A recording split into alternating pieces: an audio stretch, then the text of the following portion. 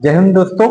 मैं आपका शुभम सर नया टॉपिक नया लेक्चर लेके वापस आ चुका हूँ। आज हम लोग बायोलॉजी का ह्यूमन सिस्टम लेसन कवर करेंगे। इसको हम लोग शॉर्ट में समझेंगे, इसके अंदर क्या क्या चीजें होती हैं, सिस्टम कैसे वर्क करता है, वो ऑर्गन सिस्टम कैसे वर्क करता है तुम्हारा, ये जानेंगे हम लोग क्या होता है ये। ठीक है, तो शॉर्ट एंड स्टडीली हम लोग इसको समझेंगे क्या होता है कैसे होता है। तो स्टार्ट करते हैं।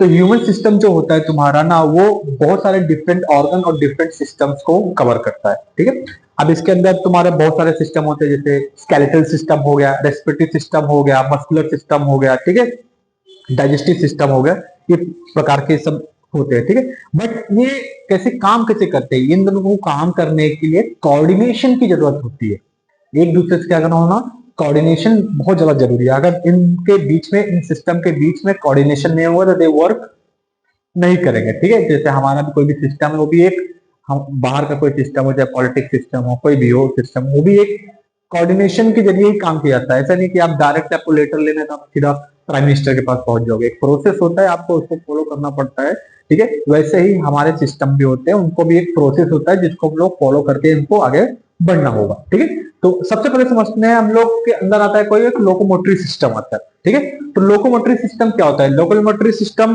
वो होता है जो स्केलेटल और मस्कुलर सिस्टम उसके अंदर आते हैं। ठीक है, अब लोकोमोटरी सिस्टम अंदर क्या आते हैं? Skeletal system, muscular system. Skeletal system मतलब क्या हो गया? हड्डी से कुछ रिलेटेड होगा, आप लोग को मालूम ही होगा।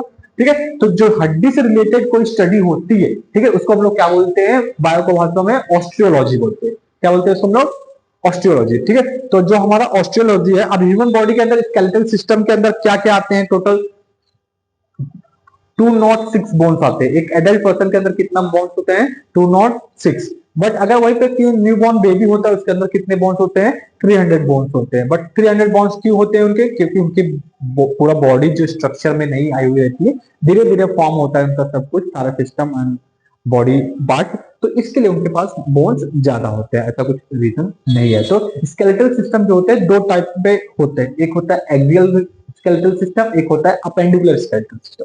अब एक्सियल मतलब क्या हो गया? एक्सियल मतलब जो तुम्हारे हो गया, जो तुम्हारे बोन्स के हो गए, वर्टिब्रेट्स हो गए, रिब्स हो गए, स्टर्नम की हड्डियां हो जाएंगी ना, उसको हम लोग क्या बोलेंगे? एक्सियल। ठीक है, तो एक्सियल में टोटल बोन्स कितने होते हैं? ये इसके अंदर टोटल तुम्हारे 80 बोन्स होते हैं। मतलब हमारे शरीर का एक्सियल जो स्केलेटल सिस्टम होता है, उसके अंदर 80 हड्डियां होती है। सेकंड क्या होगा तुम्हारा? अपेंडिकुलर। सेकंड क्या होगा तुम्हारा? अपेंडिकुलर। अपेंडिकुलर के अंदर टोटल 126 बोन्स होते हैं। कितने बोन्स होते हैं? 126 हड्डियां होती है इनके अंदर। ठीक है, अब 126 हड्डियां को क्या होता है? दो प्रकार में डिवाइड है, एक अपर एक्सट्रीमिटी में डिवाइड है और एक क्या होता है? Lower extremity. ठीक है, जो हमारा अपेंडिकुलर है ना, ये दो टाइप में डिवाइडेड है। एक है तुम्हारा अपर एक्सट्रीमिटी जिसको बोलते हैं, और एक होता है तुम्हारा लोअर एक्सट्रीमिटी। ठीक है, और इसके अंदर कितना टोटल बोन्स होते हैं? 64 बोन्स होता है। इसके अंदर टोटल कितने बोन्स होंगे? 62 बोन्स होंगे। ठीक है, तो हमारे बॉडी के अपेंडिकुलर में टोटल कितने बोन्स होते हैं? 126 बोन्स होते हैं, और जिसमें 64 अपर एक्सट्रीमिटी होता है और लोअर में ये होते हैं तुम्हारा। ठीक है, तो ये ये थे हमारे किसके बारे में? स्केलेटल सिस्टम के बारे में। ठीक है, अब हम लोग समझते हैं मस्कुलर सिस्टम क्या होता है।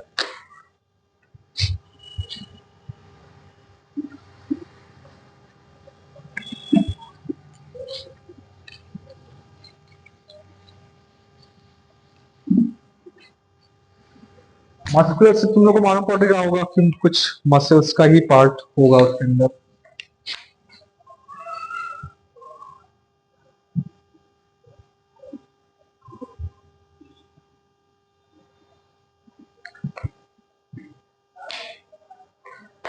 एक चीज याद रखना, मस्कुलर सिस्टम जो होता है हमारे शरीर का ना, टोटल वेट जो होता है ना 40% कवर करता है। मतलब हमारे शरीर का जो मसल्स का वेट है टोटल हमारे बॉडी में, वो कितना होता है? वो 40%। मतलब जो हमारे शरीर का 40% है, तो सिर्फ मसल्स कवर करता है मन। ठीक है, तो अब मसल्स का काम क्या है?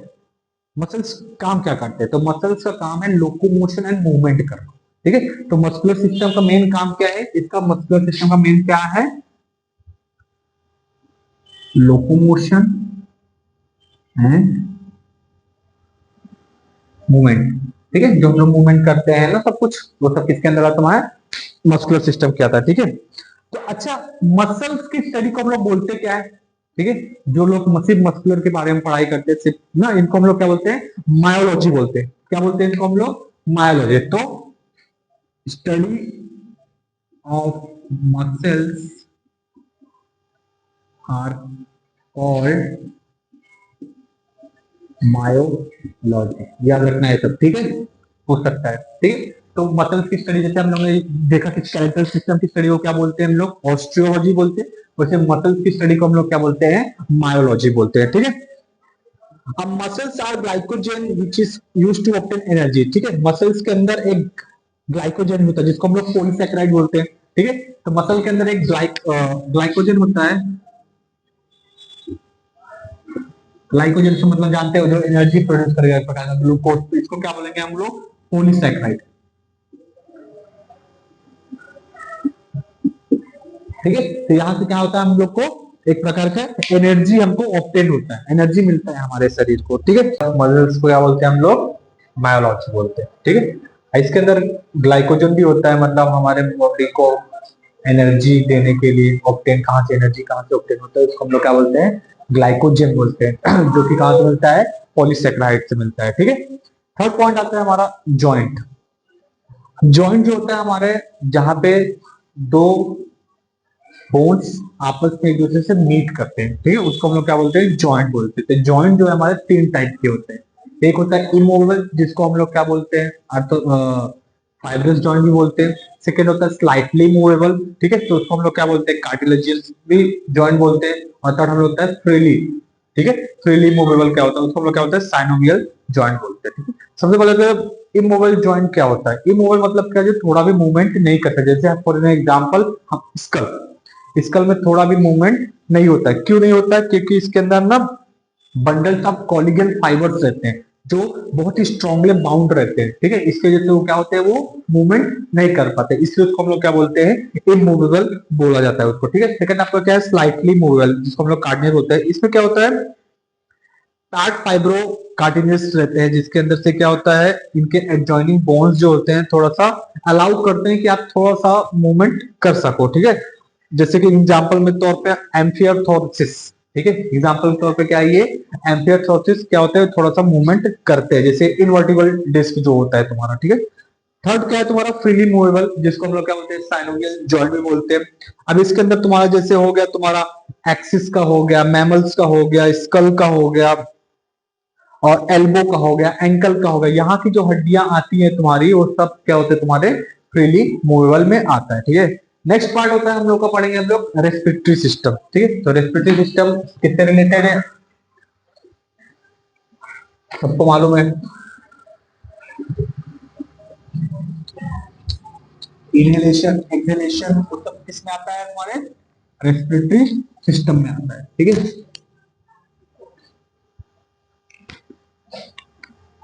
तो फोर्थ पार्ट क्या हो गया तुम्हारा?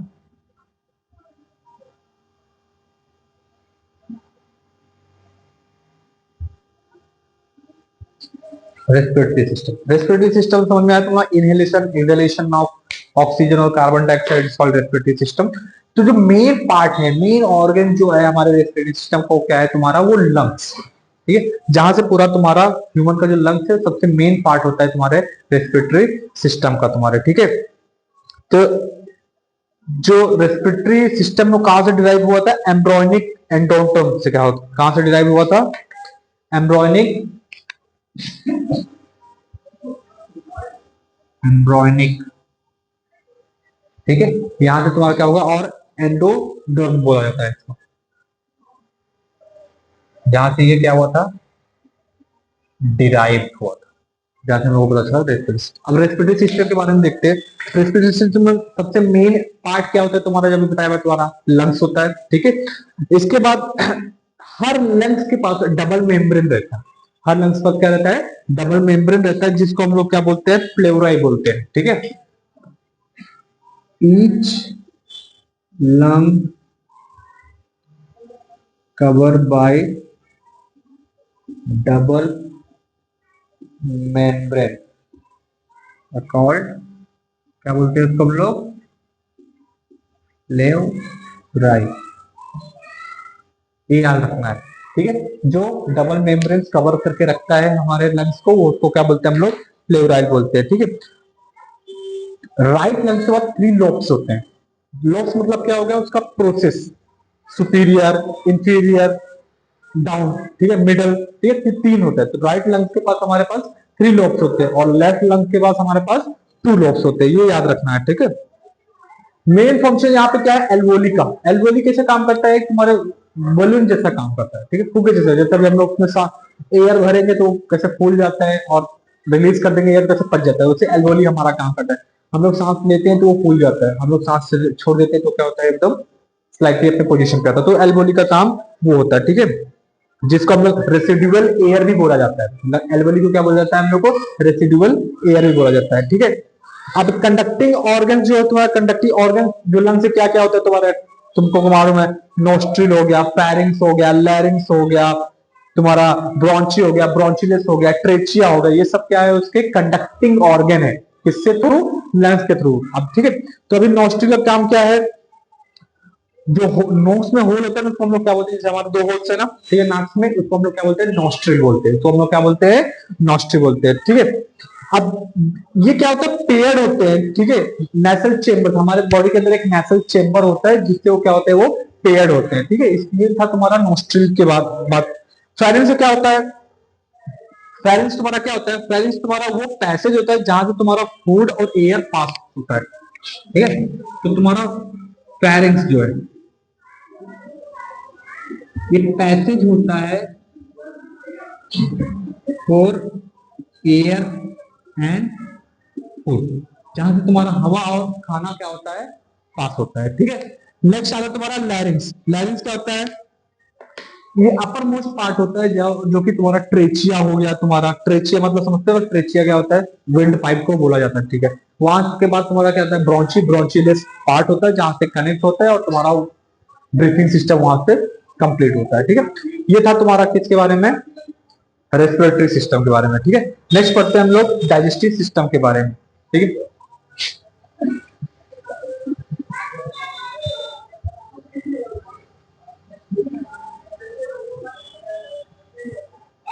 डाइजेस्टिव सिस्टम का काम क्या है, सिर्फ डाइजेस्ट करना।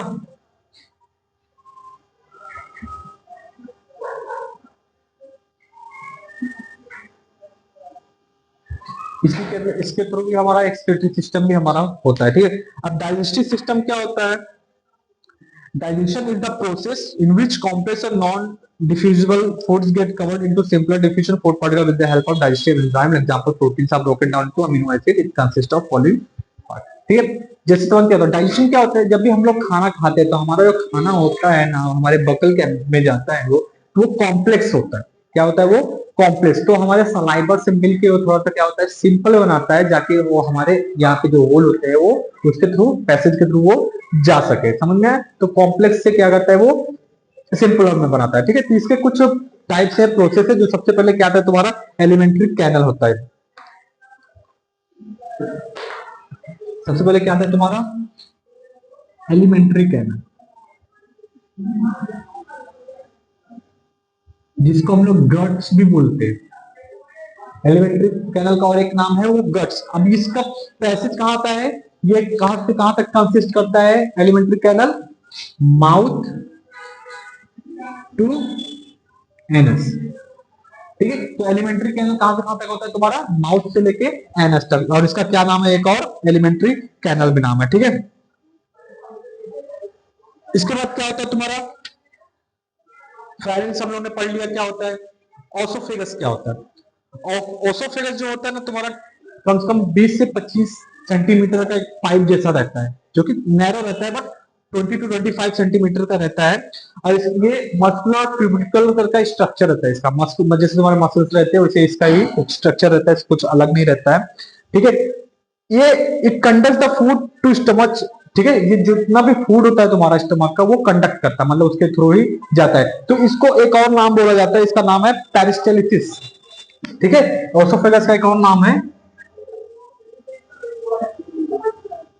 क्या नाम है इसका, पेरिस्टलिथिस, कभी कभी ये नाम दिया रहता है, ये ऑटोफेगस का नाम नहीं आता है, ठीक है। तो इससे पता लगा सकते हो तुम लोग कि ये किसके बारे में दिया है, ये ऑसोफेगस के बारे में दिया है, ठीक है।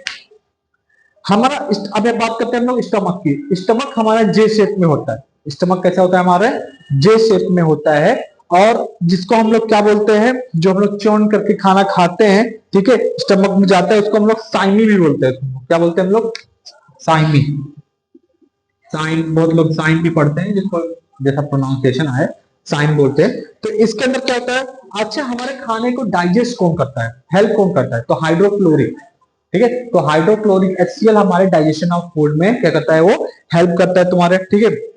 तो डाइजेशन के दौरान जितना प्रोटीन होता है वो, एक बात याद रखना, हमारे स्टमक में दो इंटेस्टाइन भी होता है, एक स्मॉल इंटेस्टाइन, एक होता है लार्ज इंटेस्टाइन। तो हम लोग का जो प्रोटीन वाला पार्ट रहता है, सब कुछ मतलब जो हमारे शरीर को ब्लड बनाएगा या तो प्रोटीन देगा, एनर्जी देगा, जो भी देगा, वो सब किधर जाता है, स्मॉल इंटेस्टाइन में जाता है। और जो बेकार प्रोडक्ट हो जाते हैं, जो खराब है, जो कोई यूज नहीं है, वो हमारे सेहत में चला जाता है, वो लार्ज इंटेस्टाइन में। तो लार्ज इंटेस्टाइन का और स्मॉल इंटेस्टाइन का, स्मॉल और लार्ज में क्या नाम है, ज्यादा कुछ फर्क नहीं है, डायमीटर में फर्क होता है, इसलिए उसका स्मॉल और उसका लार्ज होता है, कुछ ज्यादा डिफरेंस नहीं है। तो हम लोग जो खाना खाते हैं, जो हमारे प्रोडक्ट में, जो भी हम लोग ने खाना खाया, इनहेल किया, उसमें जितना प्रोटीन वाली चीजें रहेंगी, ठीक है, जो हमारे खून बनाएगा या तो हमको एनर्जी देगा, वो तो कहाँ पे चला जाएगा, स्मॉल इंटेस्टाइन में चला जाएगा। और जो एक्सक्रीटरी सिस्टम वाला जो बाहर निकलना है डाइजेस्ट करके, वो कहाँ चला जाएगा, लार्ज इंटेस्टाइन में चला जाएगा। तो ये स्मॉल इंटेस्टाइन और लार्ज इंटेस्टाइन का पार्ट है तुम्हारा, ठीक है। नेक्स्ट आते हैं, बहुत इंपॉर्टेंट पार्ट पे आते हैं, हमारे हार्ट पे आते हैं, ठीक है, ठीक है।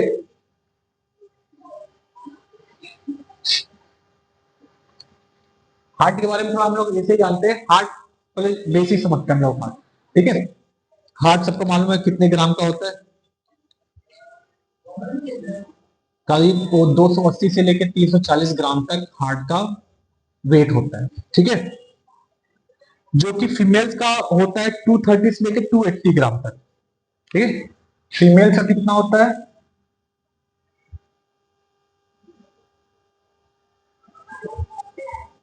फीमेल का वेट कितना हुआ, 230 से लेकर 280 ग्राम तक वेट होता है इसका, ठीक है, एज कंपेयर टू मेल, ठीक है। मेल का कितना होगा आपको मैंने बताया अभी, 280 से लेकर 340 ग्राम।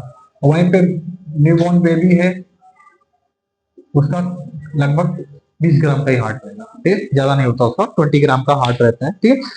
अरे तो हार्ट है, ठीक है। हार्ट क्या काम करता है, हमारे पूरे बॉडी में ब्लड पहुंचाने का काम करता है, और जीने में, सर्वाइवल के लिए भी हार्ट बहुत इंपॉर्टेंट है, सब लोग जानते हो। तो हार्ट के बारे में थोड़ा बहुत समझते हैं, ठीक है। तो हार्ट के टोटल 4 चेंबर होते हैं, ठीक है। राइट में 2 होते हैं और लेफ्ट में 2 होते हैं। लेफ्ट में 2 कौन सा होते हैं, राइट एट्रियम, राइट वेंट्रिकल। इसी प्रकार से लेफ्ट एट्रियम और लेफ्ट वेंट्रिकल, ठीक है। राइट साइड में जितने भी ब्लड होते हैं तुम्हारे डीऑक्सीजनेटेड ब्लड होते हैं, जिसके अंदर थोड़ा भी amount of 1% amount of oxygen present नहीं होता है, एज कंपेयर टू लेफ्ट में। लेफ्ट में जितने भी ब्लड होते हैं हमारे, सब के सब ऑक्सीजनेटेड होते हैं, सबके सब अंदर ऑक्सीजन रहता है।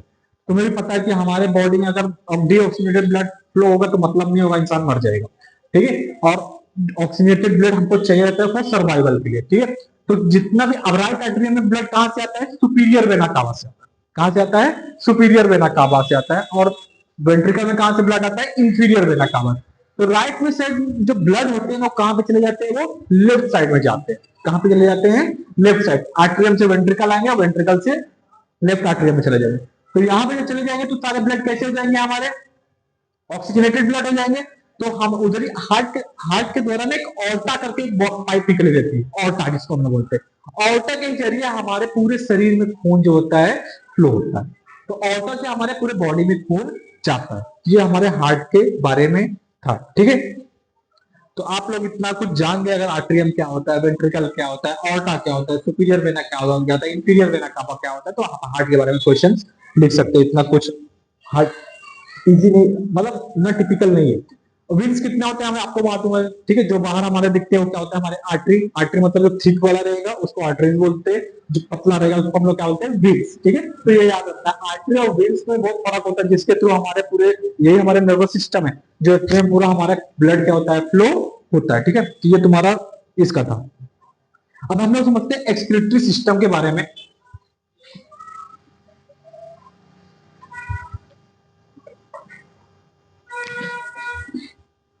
ये भी बहुत इंपॉर्टेंट पार्ट है हमारे इसका।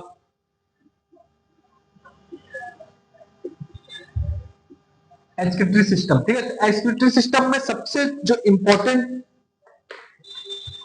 एक्सक्रीटरी सिस्टम होता क्या है, हमारा जो मेटाबॉलिक वेस्ट होता है, हमारे शरीर का जितना भी मेटाबॉलिक वेस्ट होता है उसको निकालने का काम को हम लोग क्या बोलते हैं, एक्सक्रीटरी सिस्टम बोलते हैं, जिसको हम लोग एक्सक्रीशन बोलते हैं, आप बोल सकते हो, ठीक है। तो याद रखना है मेटाबॉलिक, ये वर्ड बहुत इंपॉर्टेंट है। हमारा वेस्ट का नाम क्या होता है, मेटाबॉलिक वेस्ट। तो जो हमारे शरीर का मेटाबॉलिक वेस्ट होता है वो जो निकालने का काम करता है, एलिमिनेट करने का काम करता है, क्या, एलिमिनेट करने का काम,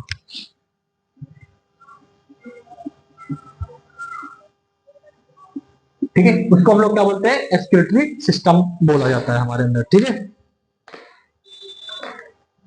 removal of excess of water from body और कीपिंग वाटर कंटेंट कांस्टेंट, इसको हम लोग उसको बोलते हैं ऑस्मो रेगुलेशन। मतलब हमारे बॉडी के अंदर अगर पानी ज्यादा हो जाता है और तो उसको निकालने के लिए और कांस्टेंट रखने के लिए जितना अमाउंट ऑफ चाहिए रहता है उसको हम लोग क्या बोलते हैं, ऑस्मो रेगुलेशन बोलते हैं। उसको हम लोग क्या बोलते हैं, ऑस्मो रेगुलेशन। ये वर्ड याद रखना है। तो हमारे कभी कभी शरीर में क्या हो जाता है, पानी एक्सेस ऑफ वाटर बढ़ जाता है, ठीक है। तो वाटर कंटेंट कांस्टेंट रखने के लिए जो हम लोग प्रोसेस करते हैं उसको हम लोग क्या बोलते हैं, ऑस्मो रेगुलेशन बोलते हैं। क्या बोलते हैं उसको, ऑस्मो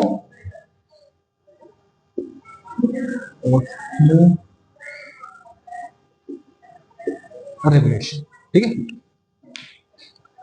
अब सबसे पहले एक्सक्रीटरी सिस्टम में सबसे इंपॉर्टेंट क्या है, तुम्हारा किडनी। किडनी जानते हो तुम लोग को, प्यूरिफाई करने का काम करता है, ठीक है। न्यूरॉन्स उसके अंदर से रिलेटेड होता है, तुम्हारा ग्लोमुलरस वही होता है, नेफ्रॉन उसके अंदर होता है, बोमन्स कैप्सूल उसके अंदर होता है, ठीक है।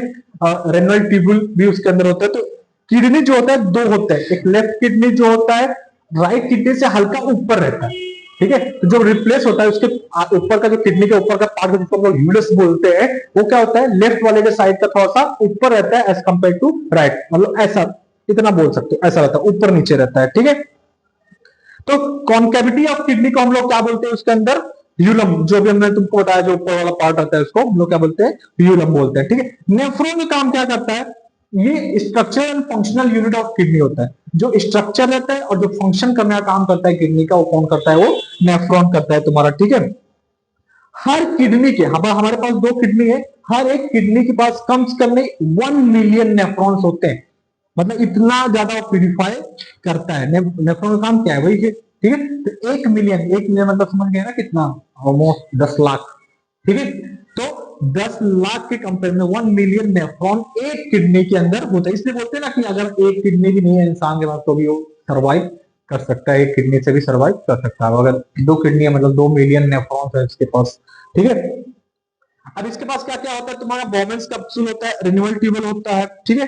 जो बोमेंस कैप्सूल का काम करता है, ब्लड कैपिलरी जितने भी होते हैं तुम्हारे शरीर में, ठीक है, वो सब क्या किस में आते हैं, बोमेंस कैप्सूल में आते हैं, ठीक है। नेक्स्ट आता है यूरेटर्स। नेक्स्ट क्या आता है इसमें, यूरेटर्स, जो तुम्हारे यूरिनरी ब्लैडर हो गया तुम्हारे, ठीक है। और जहां से मतलब हम लोग यूरिन वगैरह स्टोर किया रहता है, तुम्हारा रखा रहता है, उसको हम लोग क्या बोलते हैं, यूरिनरी ब्लैडर बोलते हैं, जहां से हम लोग फिर पेनिस के द्वारा रिलीज करते हैं उसको, ठीक है। तो ये कुछ तुम्हारे ह्यूमन सिस्टम के था पार्ट, ये पार्ट 1 था, ठीक है। और आपको इसके आगे का लेक्चर आपको नेक्स्ट पार्ट में मिलेगा, ठीक है। तो नेक्स्ट पार्ट के लिए, इसके लिए आप बने रहना। आपको जल्दी, आप अगर बेल आइकन आपने दबाया तो आपको नोटिफिकेशन पर्सनलाइज हो जाएगा, ठीक है। तो आप सब्सक्राइब कर लो और अपने दोस्तों को भी शेयर कर दो और नेक्स्ट पार्ट के लिए बने रहो और आपको जल्दी आपको नेक्स्ट पार्ट मिल जाएगा। जय हिंद।